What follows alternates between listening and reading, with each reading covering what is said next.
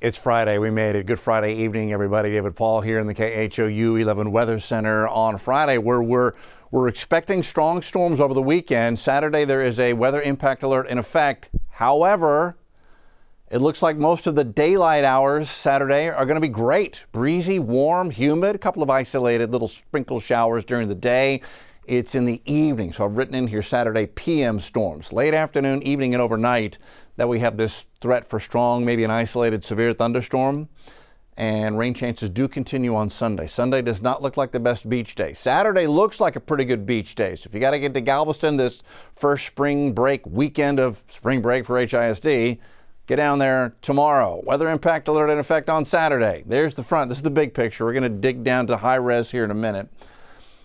It's late afternoon into the evening. The front comes in, pushes that line of thunderstorms in here. I think this is when we'll have one of our best chances for a severe storm. Straight line winds, hail, heavy rain, enough to cause some street ponding are the biggest threats.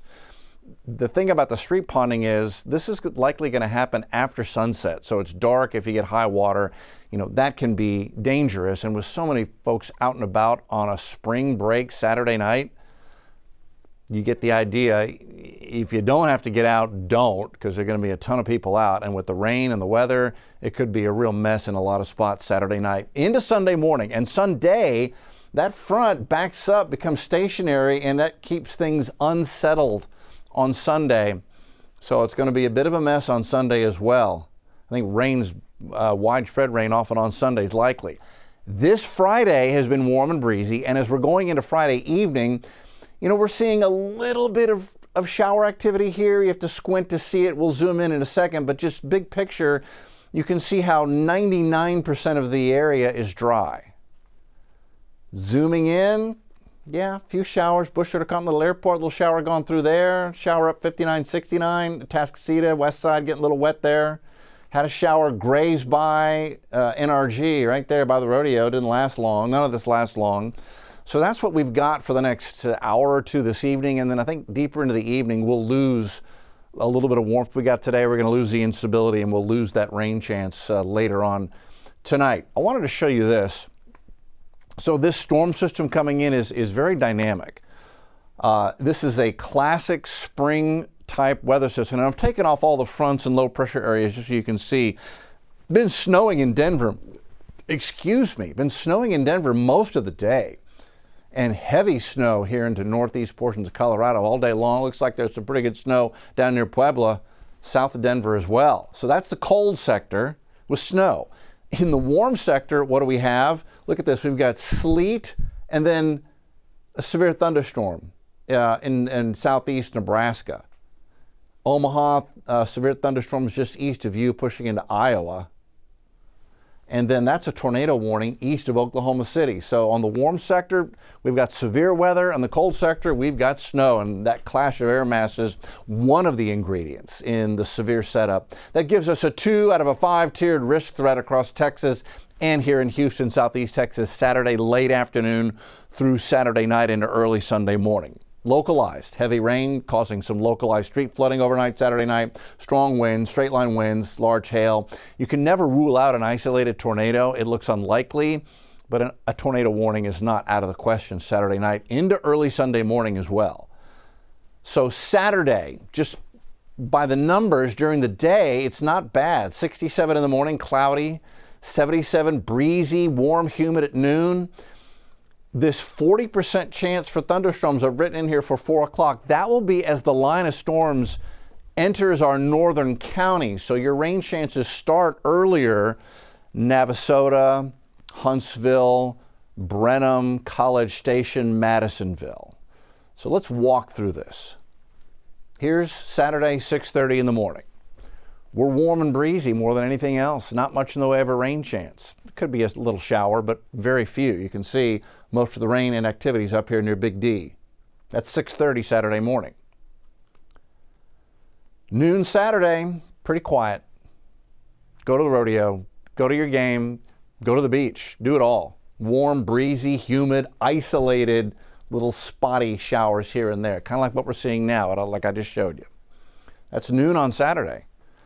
This is 5 o'clock, so it's not until 5 o'clock that we begin to get some isolated storms out ahead of the main line that's only now pushing into, well, north of Brenham, Beat Eyes, Madisonville, Franklin, up to Lufkin.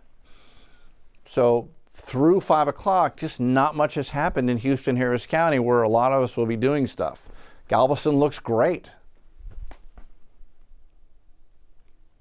9:30, that first line pushes in, and between 5 and 9:30, we could have some isolated severe storms in here as well.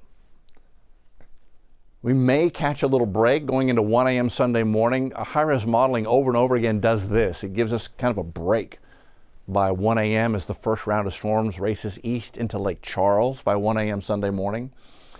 And then watch how it redevelops going into the early morning hours of Sunday. Towards sunrise, 6 a.m., widespread scattered showers and a couple of thunderstorms. That is the front stalling and then backing up as a warm front. We have a saying in the weather office, never trust a warm front. The dynamics with a warm front bring rain and can bring thunderstorms and a whole lot of instability with them. So that's the setup Sunday morning, and it may very well be that Sunday is the wet day of the weekend. By 10 a.m., widespread scattered showers, Spring to Huntsville, and Angleton to Galveston. So that's wet, middle of the morning on Sunday. That's not the beach day. Saturday's the beach day, Sunday is not. We'll go into 3:30 Sunday afternoon.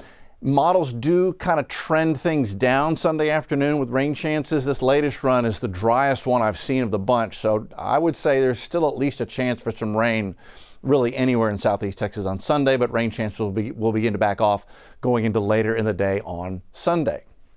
There it is. And rain totals are not anything that we can't handle. We need the rain. We're in exceptional to, in heavy to extreme drought. We're not in exceptional drought, but a lot of the areas in extreme drought. We'll look at that in a second. But that's a widespread ½ inch to an inch. The darker shade here, 1 to 2 inches. So some spots are going to get 1 to 2 inches of rain, maybe 3 inches in some spots, but we could take that. And all our bayous and drainage channels are all way at the bottom of their channel. A lot of room to take a lot of water. You know, we could take 5, 6 inches plus rain before we had even any inkling that we were going to get any type of flooding situation here. So flooding is really not on the table, except for the isolated street flooding, which can happen where there's not really that much rain, maybe an inch, but the drain is blocked and it won't drain the water out, like some of the underpasses. There's a couple of notorious spots, I-45 at Parker, I-45 at North Main, where it crosses underneath there. Let's see, there is the bridge on the east side, just east of 59 in Edo, where it goes under the train track. So there's several spots like that that you really need to just, wherever you are, if you have to drive, just pay really close attention. And the problem is a lot of this rain is going to come Saturday night. So traveling Saturday night with heavy rain and some high water spots, that can get dicey. So rain chances looking ahead. There's Saturday, 70%, but that's late afternoon into the overnight. Sunday stays wet. We get a little break on Monday. Tuesday, 30% rain chances. And then look at Wednesday, 60% chance for rain. May need to raise that. So this is spring break week. It's going to be an active week of weather with the weekend and then Wednesday with another Pacific system rolling in. This one's on a much lower, further south trajectory. Look at the scoop of rain. This just scoops up ahead of it. This is Pacific moisture, Gulf moisture, upper level wind energy all coming in ahead of this strong springtime upper level low. All the ingredients for strong, maybe even a severe thunderstorm. So Wednesday, March 11th is not a beach day. Planning on this one not being outside. We may have severe weather on this day. This is going to be another weather impact alert day. So really good idea to stay close to the forecast through the weekend and into the middle of next week, as that one could bring heavy wet rain and more widespread street problems and flash flooding issues with streets and whatnot. We're in drought. Okay, the terminology, severe drought to extreme drought. The dark sands to the red. That's what most of southeast Texas is in. And you can see Columbus to San Antonio in extreme drought. We don't have any exceptional drought, but we're knocking on the door on that out in San Antonio. Bigger picture, you can see it really is southeast Texas, far northeast Texas, and south central Texas with the driest conditions. Are doing pretty good. Del Rio, San Angelo to Dallas. Rainfall outlook the 12th through the 16th of March, middle of March. Wetter than normal east half of the country. That does include a little bit wetter than normal for Houston, drier than normal desert southwest. Temperature-wise, we're warm. March 12th through the 16th, temperatures overall warmer than normal. Although we will have a cool off the end of next week. Once again, Saturday, during the day, warm, breezy, humid, good beach day. Rain chances don't come in until late afternoon and evening and overnight. And then Sunday, I think, is really a mess. I think it's not a severe day, but it's a mess with rain. We lose an hour of sleep on Sunday. Set your clock ahead an hour Saturday night. Monday, 81. Tuesday, 81. Tuesday, we begin to see rain chances kind of redevelop, scattered showers ahead of this Pacific upper level system I showed you. That gives us a good chance for rain and thunder on Wednesday, and it may be the first half of Wednesday that is stormy. That's the early guidance we're getting, and that may be heavy rain. So weather impact alert in effect again on Wednesday. And then it's cooler. Thursday and Friday, we lose the rain, but spring breakers will be a little chilly for laying out.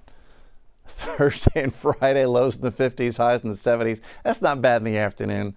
I remember being a kid in spring break and it's cool and sunny and you're out anyway.